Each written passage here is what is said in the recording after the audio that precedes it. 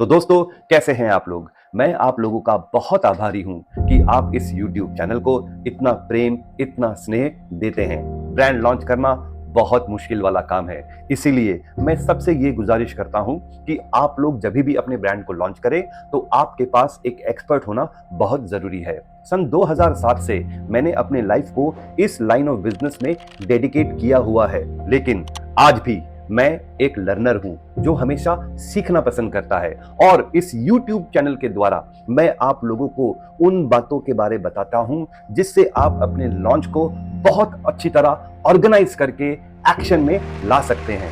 मैं ये बहुत अच्छी तरह समझता हूं कि फिजिकली मैं हर एक इंसान के पास नहीं पहुंच सकता, इसीलिए इस YouTube के माध्यम से मैं आप तक और आप मुझ तक दुनिया के किसी भी कोने में पहुंच सकते हैं और जान सकते हैं उन सीक्रेट्स के बारे, उन क्रिटिकल सक्सेस फैक्टर्स के बारे जिससे आप भी अपने ब्रांड को एक नेक्स्ट लेवल तक लेके जा सकते हैं। ब्रांड को किस तरह लॉन्च किया जाता है और एक ऑलरेडी लॉन्च हुआ ब्रांड को किस तरह स्केल अप किया जाता है, ये सारी डिटेलिंग इस YouTube चैनल में आपको एपिसोड बाय एपिसोड समझाने की मैं कोशिश करते रहता हूं। हम बिजनेस प्लान के ऊपर चर्चा कर रहे थे और आज इस विषय को हम एक नेक्स्ट लेवल पे लेके जाएंगे। तो बिना किसी विलंब के आइए शुरू करते हैं आज का ये एपिसोड।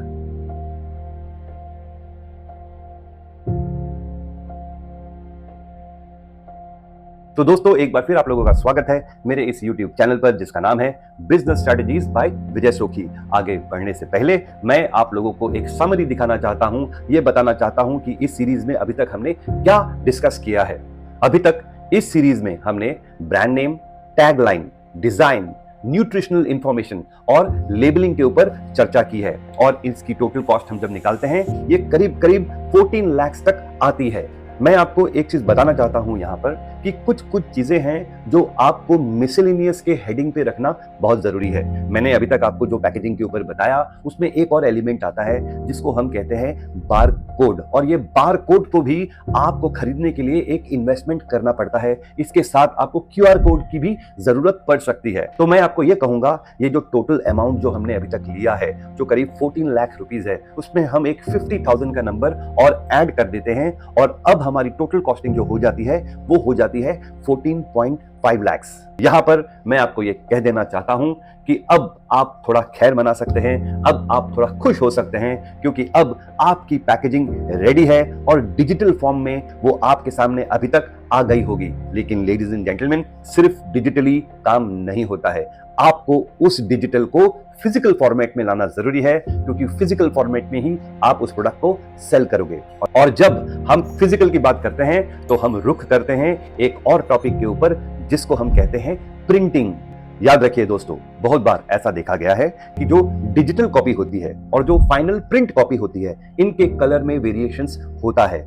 अगर आप एक बहुत अच्छे एजेंसी से काम करते हैं, ये वेरिएशन बहुत कम होती है, लेकिन जब आप कहीं पे कॉम्प्रोमाइज करते हो और आप फाइनल प्रिंट को डिजिटल प्रिंट के साथ कंपेयर करते हो तो उसमें वेरिएशंस बहुत आती हैं। इसीलिए मैं हमेशा कहता हूं कि आप जब डिजाइन के ऊपर काम कर रहे हो तो कृपया एक अच्छे एजेंसी के साथ काम करिए ताकि आपका ये वेरिएशन कम हो। अब मैं आप लोगों के साथ दो एग्जाम्पल शेयर करना चाहूंगा, दो ऐसी कंपनियों का जिन्होंने अपने ब्रांड को लॉन्च किया और लॉन्च करने के बाद उन्हें समझ में आया कि उनकी पैकेजिंग में कुछ तो गड़बड़ थी।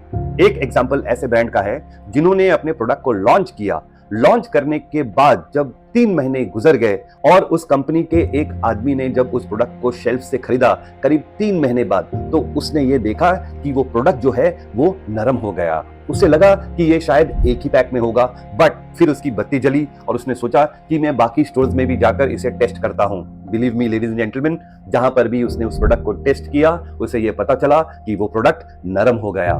तो तब उन्हें यह समझ में आया कि जो पैकेजिंग मटेरियल उन्होंने इस्तेमाल किया है उसमें कुछ गलत हो गया है। आप समझ ही सकते हैं कितना बड़ा उनको एक नुकसान हुआ होगा जब उनको यह पता चला कि पैकेजिंग में एक फॉल्ट है। इसीलिए आप जब भी काम करते हो किसी चीज के ऊपर एक्सपर्ट रखिए, वो आपको बताएगा कि आपकी पैकेजिंग किस तरह होनी चाहिए। दूसरे एग्जाम्पल में आपको यह बताना चाहूंगा कि वो प्रोडक्ट जब लॉन्च हुआ था तो उनका जो डिजाइन था वो एक बहुत अच्छी एजेंसी ने बनाई थी, लेकिन क्योंकि पैकेजिंग की कॉस्ट जब हम एक अच्छे पैकेजर के साथ काम करते हैं बढ़ती है, उन्होंने कॉस्ट को कंट्रोल करने के लिए एक ऐसे कंपनी के साथ काम किया जिन्होंने उनको कॉस्ट तो कम करके दिया, लेकिन उनकी क्वालिटी में थोड़ा बहुत फर्क आया। जब पहला प्रोडक्ट उनके पास पहुंचा तो उसका जो कलर था वो कलर बहुत बेहतरीन था, लेकिन जब वो प्रोडक्ट मार्केट में प्लेस हो गया, प्लेस होने के बाद जब समय बीत जाने के बाद ये पता चला कि वो डिसकलर हो रहा है, मतलब उसका जो कलर है वो आस्ते आस्ते कम होते जा रहा था। और कुछ स्टोर्स जहां पे डायरेक्ट सनलाइट आ रही थी वहां पर तो डिस्कलरेशन एकदम हो गया था, इस लेवल तक कि वो ब्रांड नेम ही नहीं दिख रहा था। तो लेडीज एंड जेंटलमैन, पैकेजिंग करते हुए बहुत सतर्क रहिए, क्योंकि वो पैकेजिंग ही आपके ब्रांड को बनाती है और उसी से आपकी एक पहचान बनती है। तो दोस्तों, प्रिंटिंग भी एक बहुत इंपॉर्टेंट एलिमेंट हो जाती है जब हम पैकेजिंग की बात करते हैं, क्योंकि फाइनली वो लुक एंड फील तभी बाहर आता है जब वो अच्छी तरह प्रिंट होके आता है। और जब हम प्रिंटिंग की बात करते हैं तो हमें उसके कॉस्टिंग पर भी चर्चा करना अनिवार्य है। और क्योंकि ये सीरीज जो है ये बिजनेस प्लान के ऊपर आधारित है, तो मेरा ये फर्ज बनता है कि मैं आपको ये बताऊं कि प्रिंटिंग का कॉस्ट क्या आ सकता है। देखिए, जब भी हम किसी भी प्रोडक्ट को प्रिंट करते हैं तो हमें उसके लिए सिलेंडर्स बनाने पड़ते हैं और उन सिलेंडर्स में कलर जाता है, और एक कलर करीब 6 to 8,000 रुपीज या कभी कभी 10,000 रुपीज डिपेंडिंग ऑन क्वालिटी आ जाता है। तो अगर आपके पास 4 कलर हैं और एक कलर का 10,000 रुपीज लगता है तो 4 कलर के आपको 40,000 लगेंगे। और अगर आपके पास ऐसे 10 पैकेजिंग है तो 40,000 into 10 packs is equal to 4 lakh rupees आपको सिर्फ सिलेंडर्स में ही लग जाएंगे। इस समय जब मैं आपके साथ बात कर रहा हूं तो मैं आपको यह बता दूं कि मैं अभी एक कंपनी को कंसल्ट कर रहा हूं और वो पाउच पैकिंग में लॉन्च होने वाली है। हमने उनका टोटल कैलकुलेशन किया है, हमने मिनिमम ऑर्डर क्वांटिटी भी निकाला है और हमें पता चला है प्रिंटिंग का कॉस्ट आने वाला है उनको वो करीब 75 पैसे है, और ये जो है मिनिमम ऑर्डर क्वांटिटी के साथ लिंक्ड है। और वो जो मिनिमम ऑर्डर क्वांटिटी है, मान लीजिए कि वो 30,000 पैक है। अब क्या हुआ ladies and gentleman, printing close हो गया। जब हम 30,000 पैक को 75 पैसे से मल्टीप्लाई करते हैं तो करीब 25,000 का आंकड़ा आता है। तो ये 25,000 रुपए में प्रिंटिंग हो गई। लेडीज एंड जेंटलमैन, याद रखिए, प्रिंट हुआ है अभी, उसके अंदर प्रोडक्ट नहीं है। तो जब आप प्रोडक्ट डालोगे तो उसमें प्रोडक्ट का भी कॉस्ट आ जाता है। जब उन्होंने ये टोटल कैलकुलेशन की तो उनको पता चला कि जो प्रोडक्ट का कॉस्ट है वो करीब ₹1.50 है और जो पैकेजिंग का कॉस्ट है वो करीब 75 पैसे है। और जब हम इन दो अमाउंट को टोटल करते हैं ये करीब ₹2.25 आ जाता है। मिनिमम ऑर्डर क्वांटिटी कितनी है? 30,000। अब आपने टोटल कॉस्ट क्या निकाला, जिसमें प्रिंटिंग और प्रोडक्ट का कॉस्ट है वो है ₹2.25। जब हम 30,000 को ₹2.25 से मल्टीप्लाई करते हैं तो हमें जो नंबर आता है वो करीब 67,000 रुपीज का नंबर आता है। और अगर आपके पास 10 प्रोडक्ट है तो आपको 67,000 मल्टीप्लाई बाय 10 करोगे तो आपको जो नंबर आता है वो आता है 6.7 लाख।